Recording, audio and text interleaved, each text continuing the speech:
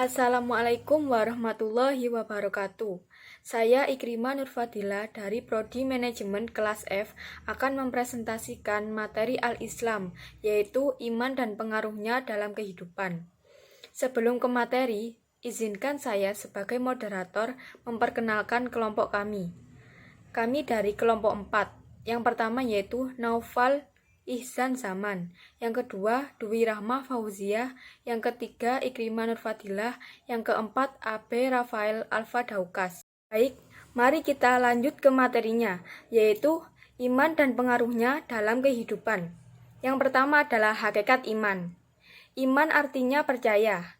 Menurut istilah, iman adalah membenarkan dan meyakinkan dengan hati, diucapkan dengan lisan, dan dibuktikan dengan amal perbuatan. Jadi, pengertian iman kepada Allah yaitu meyakini dengan hati bahwa Allah Subhanahu wa Ta'ala itu benar-benar ada, wujud dengan segala sifat-sifatnya dan kesempurnaannya. Kemudian pengakuan itu diucapkan dengan lisan dan dibuktikan dengan amal perbuatan secara nyata, yakni dengan menjalankan perintahnya dan menjauhi larangannya. Saya, Dwi Rahma Fauzia, akan melanjutkan materi yang telah disampaikan oleh teman saya. Di sini saya akan membahas tentang hubungan iman, ilmu, dan amal. Dalam sejarah kehidupan manusia, Allah Subhanahu wa Ta'ala memberikan kehidupan yang sejahtera, bahagia, dan damai kepada semua orang yang mau melakukan kebaikan yang diiringi dengan iman, yakin, dan ikhlas. Karena Allah Subhanahu wa Ta'ala. Quran Surat Al-Talaq ayat 2-3. Perbuatan baik seseorang tidak akan dinilai sebagai sesuatu perbuatan amal soleh jika perbuatan tersebut tidak dibangun di atas nilai iman dan takwa. Sehingga dalam perkembangan Islam, perbuatan manusia harus berlandaskan iman dan ilmu pengetahuan tentang pengamalan perbuatannya. Saya Abi Rafael Alfa Daukas. Saya akan melanjutkan materi yang telah disampaikan oleh teman saya.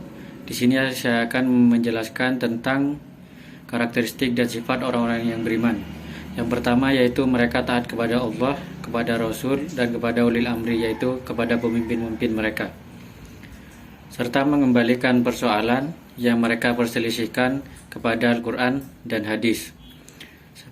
Seperti yang bagaimana Allah firmankan dalam Al-Quran yang berbunyi, Ya ayyuhalladzina amanu atiullaha wa atiur rasul wa ulil amri minkum. Fa in tanaza'tum min syai'in farudduhu ilallahi wa rasulih. In kuntum tu'minuna billahi wal yaumil akhir, zalika khairu wa ahsanu ta'wila. Yang artinya, wahai orang-orang yang beriman, taatlah kalian kepada Allah, kepada Rasul, dan kepada ulil amri. Dan jika di antara kalian ada perselisihan, maka kembalilah kepada Allah dan kepada Rasulnya, yaitu Al-Quran dan hadis. Demikianlah orang-orang yang beriman kepada Allah dan kepada hari akhir. Yang demikian itu lebih utama dan lebih baik akibatnya. Yang nomor 2 adalah orang yang beriman itu harus kuat atau harus memegang teguh pendiriannya dan tidak mudah terpengaruh oleh godaan-godaan setan. Seperti yang Rasulullah SAW bersabda dalam hadis yang berbunyi, Taraktu fikum amroini wa in tamassaktum bihima lan tadillu abadan. Telah kutinggalkan 2 perkara,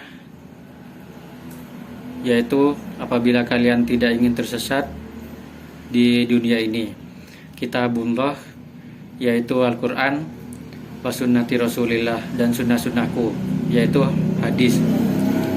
Dan yang ketiga adalah tetap istiqomah di jalan Allah, tetap istiqomah dalam kebaikan. Semua amalan-amalan kebaikan kita harus tetap istiqomah dalam mengerjakannya. Nama saya Naufal Ihsan Zaman akan melanjutkan materi yang telah disampaikan oleh teman saya, yaitu hal-hal yang dapat merusak dan meniadakan iman. Setiap muslim diharuskan untuk selalu berhati-hati dalam bertindak. Setiap manusia pasti memiliki kadar keimanan yang berbeda-beda. Semakin kuat iman kita, semakin tinggi iman kita, akan semakin membantunya untuk jauh dari perbuatan buruk. Berikut hal-hal yang sebaiknya kita hindari. agar tidak merusak kadar keimanan kita. Yang pertama yaitu syirik. Apa itu syirik? Syirik adalah perbuatan yang dapat mendulang dosa besar. Syirik yaitu menyekutukan Allah. Dan barang siapa yang melakukan kesyirikan, maka Allah tidak akan mengampuni dosanya. Sebagaimana firman Allah yang berbunyi, "Innallaha la yaghfiru ayyushrika bihi wa yaghfiru ma dzuna dzalik." Yang artinya, sesungguhnya Allah tidak akan mengampuni barang siapa yang telah melakukan kesyirikan. Yang kedua yaitu menghina Islam. Dalam hal apapun, menghina bukanlah hal yang patut dilakukan bagi seorang muslim, apalagi sampai harus mengolok-olok Sang Pencipta. Allah berfirman dalam surat At-Taubah, "Wala in sa'altuhum la yaqulunna kunna nakhudu wa nal'ab wa qul aba Allah wa abanihi wa rusulihi kuntum tastahzi'un." Yang artinya, dan jika kamu tanyakan kepada mereka tentang apa yang mereka lakukan, tentulah mereka akan menjawab, "Sungguhnya kami hanya bersenda gurau dan bermain-main saja." Katakanlah, apakah dengan Allah, ayat-ayatnya dan Rasulnya kamu selalu berolok-olok? Yang ketiga yaitu memakan harta riba. Riba menurut bahasa berasal dari kata roba yarbu yang artinya tambahan. Sedangkan mengenai definisi riba menurut para ulama, yaitu riba diartikan sebagai utang piutang atau pinjam meminjam atau barang yang disertai dengan tambahan bunga. Agama Islam dengan tegas melarang umatnya untuk melakukan riba.